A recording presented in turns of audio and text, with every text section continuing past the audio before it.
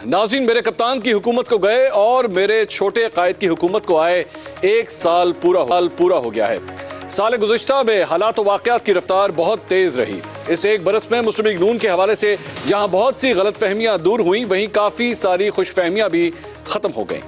मेरे कप्तान की 3.5 साल कारकर्दगी और बेलगाम महंगाई के सताए अवाम को तवक्को थी कि तजुर्बाकारों की हुकूमत आई है तो अब अवाम को कुछ रिलीफ तो मिलेगा, लेकिन मेरे छोटे कायद ने अवाम की ये आरजू खाक में मिला दी। इस वक्त हालात ये हैं कि लोग मेरे कप्तान की हुकूमत को मौजूदा हुकूमत से कई गुना बेहतर करार दे रहे हैं। मौजूदा हुकूमत की मकबूलियत का ग्राफ इतना नीचे आ चुका है कि ये किसी भी सूरत इलेक्शन में जाने को तैयार नहीं। मेरे छोटे कायद की हुकूमत कभी खराब मुआशी हालात का जवाब दे रही है, कभी सिक्योरिटी एहलकारों की अदम दस्तियाबी का बहाना बना रही है, कभी किसी अदालती फैसले की मनपसंद तशरीह कर रही है ताकि हर सूरत इलेक्शन से बचा जा सके। नाज़रीन, गुज़िश्ता अप्रैल से अब तक सियासी और मुआशी महाजों पर हुकूमती कारकर्दगी किसी भी हवाले से मुतासिर कुन नहीं रही। महंगाई की शरह जो अप्रैल 2022 में 12% थी, अब 45% तक पहुंच चुकी है।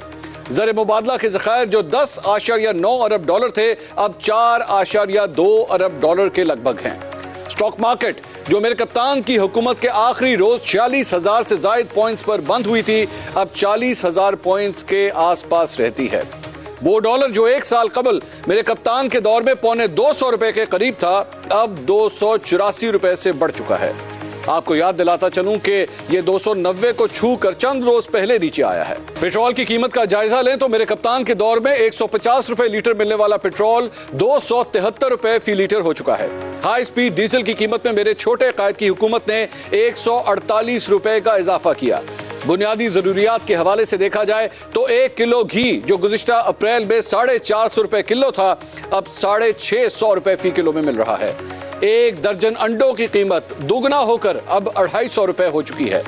इदारा शुमारियात के एदाद शुमार के मुताबिक मौजूदा हुकूमत आने के बाद मटन की कीमतों में 256 रुपए, बीफ की कीमत में 108 रुपए और चिकन की कीमत में 111 रुपए फी किलो इजाफा हुआ है। नाज़रीन, ये तो गोश्त के निर्ख हैं जो अमीरों की खुराक समझी जाती है।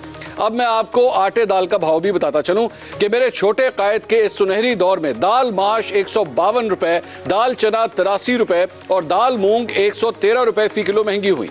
पिछले साल में 1 किलो आटे की कीमत दुगनी से भी ज्यादा हो गई है और 20 किलो आटे का थैला 1500 रुपए महंगा हो चुका है। सिर्फ महंगाई की नहीं, मौजूदा दौर में बैड गवर्नेंस भी वाज़ेह तौर पर देखी जा सकती है। मुफ्त आटे की तकसीम के दौरान लोगों की हिलाकत इस बात का सबूत है कि मेरे छोटे कायद की हुकूमत अवाम को रिलीफ देना चाहे तो भी इसके सलीके से महरूम है। अगर हर आदमी के घर बिजली और गैस का बिल पहुंचाया जा सकता है तो क्या ये आटा लोगों के घरों में नहीं पहुंचाया जा सकता? मुल्क की मुआशी हालत का अंदाजा इस बात से किया जा सकता है कि गुज़िश्ता बरस अप्रैल में मुल्क के दिवालिया होने का कोई खतरा नहीं था, लेकिन अब कई माह से हम डिफॉल्ट के दहाने पर खड़े हैं। वजीर दिफा तो एक तकरीर में यह एतराफ भी कर चुके हैं कि मुल्क अमली तौर पर दिवालिया हो चुका है। अवाम के लिए पिछला 1 साल मुआशी लिहाज से बहुत मुश्किल साबित हुआ है और यूं लगता है कि फिलहाल मईशत की बेहतरी के इम्कानात ना होने के बराबर हैं। नाज़रीन, सियासी हवाले से गुज़िश्ता बरस बहुत गहमा गहमी और तेज रफ्तार वाक़यात से भरपूर साल रहा। मेरे कप्तान के खिलाफ तहरीक अदम एतमाद कामयाब हुई और वो अपनी डायरी उठाकर वज़ीर आज़म हाउस से बाहर निकल आए। यूं वज़ीर आज़म बनकर मेरे छोटे कायद की वो ख्वाहिश पूरी हुई जो उनकी जिंदगी की हसरत बन चुकी थी। मेरे छोटे कायद का शौक तो पूरा हो गया, लेकिन बतौर वज़ीर आज़म उनकी कारकर्दगी ने उन सब लोगों की तवक्कुआत पर पानी फेर दिया जिन्होंने उनसे लंबी चौड़ी उम्मीदें बांध रखी थी। बतौर वज़ीर आला बेहतरीन कारकर्दगी दिखाने वाले मेरे छोटे कायद यहाँ लोगों को मुतासिर ना कर सके। ये दुरुस्त है कि मेरे कप्तान ने हुकूमत को एक दिन भी सुख का सांस नहीं लेने दिया। 70 से ज्यादा जलसे, 150 से ज्यादा तकरीरें, 2 लॉन्ग मार्च, 100 से ज्यादा इंटरव्यूज, 2 असेंबलियों से इस्तीफे और जेल भरो तहरीक जैसे वाकयात ने हुकूमत को परेशान ही किए रखा। लेकिन इसी तस्वीर का दूसरा रुख भी है। मेरे छोटे कायद की हुकूमत ने मेरे कप्तान और उनके पार्टी रहनुमाओं पर 150 से ज्यादा मुकदमात बना दिए। तहरीक इंसाफ के बहुत से सीनियर रहनुमा जेल यात्रा कर चुके हैं। दोनों लॉन्ग मार्चेस के दौरान हुकूमती कुव्वत का बेदरेग इस्तेमाल किया गया। गोया ना मेरे कप्तान हुकूमत को चैन से बैठने दे रहे हैं और ना हुकूमत मेरे कप्तान को तसल्ली से बैठने दे रही है। अलबत्ता यह कहना गलत ना होगा कि गुजरे हुए साल में अवामी मकबूलियत के हवाले से मेरे कप्तान ने काफी कुछ हासिल किया है और मेरे छोटे कायद ने काफी कुछ खोया है। इलेक्शन के जाविये से देखें तो मेरे कप्तान अपनी मांग हासिल करने में नाकाम रहे हैं। सियासी हालात तकरीबन वैसे ही हैं जैसे 1 साल पहले थे। 1 साल पहले भी इलेक्शन का शोर था, यूं लगता था कि इलेक्शन होने जा रहे हैं, लेकिन पूरा साल गुजर गया और सवाए शोर शराबे के कुछ ना हुआ।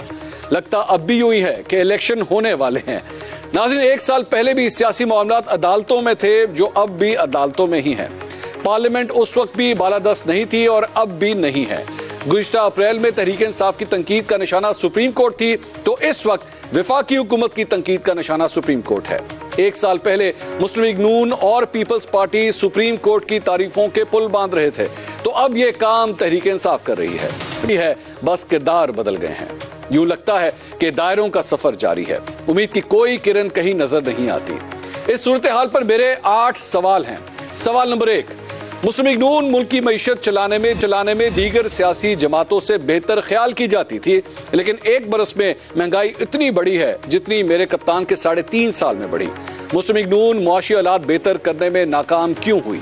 सवाल नंबर 2, इसहाक डार कहते थे कि इमरान हुकूमत ने मुआशी बारूदी सुरंगें लगाई हैं। यही इल्जाम मेरे कप्तान अपने दौरे हुकूमत में इसहाक डार पर लगाते रहे हैं। दोनों में से सच्चा कौन है? सवाल नंबर 3, क्या मुआशी हवाले से अवाम को मुस्तकबिल करीब में कहीं कोई रिलीफ मिलने की तवक्को है या दूर तक ऐसा कोई इम्कान नहीं? सवाल नंबर 4, मेरे कप्तान ने अपने सियासी मुखालिफिन पर मुकदमात बनाए और तनकीद करने वाले सहाफियों के प्रोग्राम बंद करवाए। यही सब कुछ मौजूदा दौर में भी हो रहा है। अरशद शरीफ जैसा बहादुर सहाफी शहीद हो चुका है। इखलाकी बुनियादों पर मौजूदा हुकूमत को कौन सी बरतरी हासिल है? सवाल नंबर 5, ये सवाल सैकड़ों बार पूछा जा चुका है, लेकिन इसका तसल्ली बख्श जवाब नहीं मिलता। जब मुस्लिम लीग नून के पास कोई पॉलिसी नहीं थी तो उन्होंने ये हुकूमत ली ही क्यों? क्या यह हुकूमत सिर्फ मेरे छोटे कायद के वजीर आज़म बनने का शौक पूरा करने के लिए की गई थी? सवाल नंबर 6, आज से 1 साल पहले एस्टैब्लिशमेंट ने गैर सियासी होने का दावा किया। उस वक्त तो यह दावा किसी ने नहीं माना और आज भी शायद ही कोई इस पे यकीन करता हो। क्या हमारे मुल्क की एस्टैब्लिशमेंट वाकई गैर सियासी हो चुकी है? सवाल नंबर 7, 1 साल पहले भी मियां नवाज शरीफ लंदन में थे और अभी तक वो मुल्क में नहीं है। क्या अगले 1 साल में नवाज शरीफ मुल्क में वापस आ जाएंगे? सवाल नंबर 8, आज से 1 साल पहले आला अदलिया एक सियासी जमात के निशाने पर थी और आज एक दूसरी जमात ने अदलिया को निशाने पर ले रखा है। क्या अगले 1 साल में पाकिस्तान की अदलिया इतनी बावकार हो पाएगी कि कोई उसे तनकीद का निशाना ना बना सके? इन तमाम सवालों पे और पिछले साल के रिव्यू के ऊपर आज हम बात करेंगे। मुस्लिम लीग नून से उनके रहनुमा हिना परवेज भट्ट साहिबा आज हमारे साथ मौजूद हैं। सीनियर सहाफ़ी और तज्ज़ियाकार नसरुल्लाह मलिक साहब आज मुझे ज्वाइन कर रहे हैं और सीनियर तज्ज़ियाकार मज़हर अब्बास साहब भी आज प्रोग्राम में हमारे साथ मौजूद हैं। आप तमाम मेहमानों का बहुत बहुत शुक्रिया। हिना भट्ट साहिबा, मेरे ख्याल में सबसे पहले आपसे आगाज़ करते हैं।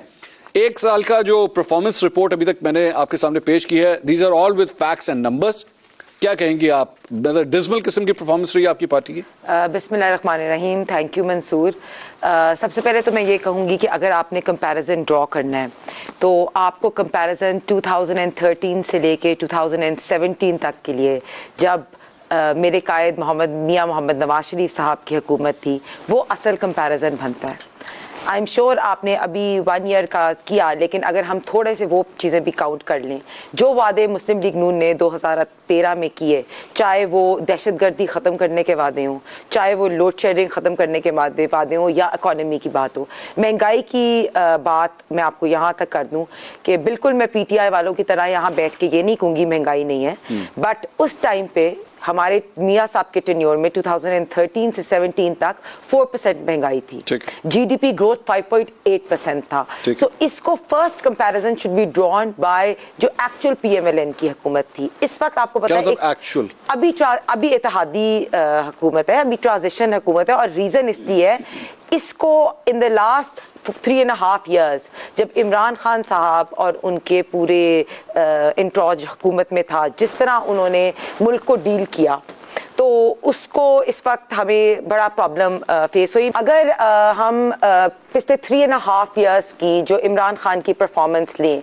तो उसमें जिस तरह इकॉनमी को तबाह बर्बाद किया, यहाँ तक कि इनके अपने जो वज़राए हैं उन्होंने कहा कि पाकिस्तान डिफ़ॉल्ट मुझे सिर्फ एक सवाल कर लूं, ये जो आप लोग बार बार अक्सर जब भी आपसे सवाल किया जाता है आपकी परफॉर्मेंस के हवाले से, this is the excuse that you make जी 2013 से 17 के साथ कंपेयर करें। ये क्यों 2013 से 17? अब आज से फॉर एग्जांपल दोबारा इलेक्शन होते हैं, दोबारा आपकी परफॉर्मेंस नहीं होती, आप फिर ये कहेंगे जी वो हमारी जो पिछली दौरे हुकूमत था ना उसके साथ बात करें। लोगों ने तो अब की बात करनी है ना आपसे। आज का जो शख्स महंगाई से परेशान है उसने आज के बारे में बात करनी है। He is not going to ask you कि जी अच्छा आप 2013-17 में बहुत अच्छे थे तो चलें ठीक है, will give you a chance. Mansoor, अगर हम एक साल का भी ले लें, ठीक है, ये आपके पास ऑन रिकॉर्ड है कि इमरान खान के अपने वुज़रा कह रहे थे कि पाकिस्तान डिफॉल्ट होने वाला है, ठीक है, वोट ऑफ नो कॉन्फिडेंस से पहले, ठीक है। एक साल गुजर गया है, एक साल के अंदर हमने मुल्क को डिफॉल्ट होने से बचाया, बच गया। अभी भी आप समझते हैं बच गया? हाँ। अच्छा। आपको पता है टाइमली फॉरेन डेट की रिपेमेंट भी होगी, आपने कल इसाकदार साहब की प्रेस कॉन्फ्रेंस भी सुनी होगी, फॉरेन डेट की रिपेमेंट भी होगी और आपको उन ममालिक से गारंटीज भी मिल गई हैं जिनकी वजह से अब आपका IMF का जो मायदा है वो पूरा हो जाएगा। उसकी कुर्बानी तो आवाम ने दी है ना महंगाई की सूरत में, 45% इन्फ्लेशन। उस चीज को भी ना भूलें कि इन द लास्ट 1 ईयर सैलाब की सूरत हाल भी थी जिसकी वजह से क्रॉप्स भी खराब हुई और महंगाई का वो भी फैक्टर था। लेकिन बात यह है कि जिस वक्त फरवरी या मार्च में इमरान खान साहब को पता चल गया था कि इनकी हुकूमत जाने वाली है, तो इन्होंने तब बेरूदी सुरंगों वाली बात जो है IMF के अंदर जो इन्होंने पेट्रोल की सब्सिडी की बात की, वो सब कुछ इन्होंने तब ले की।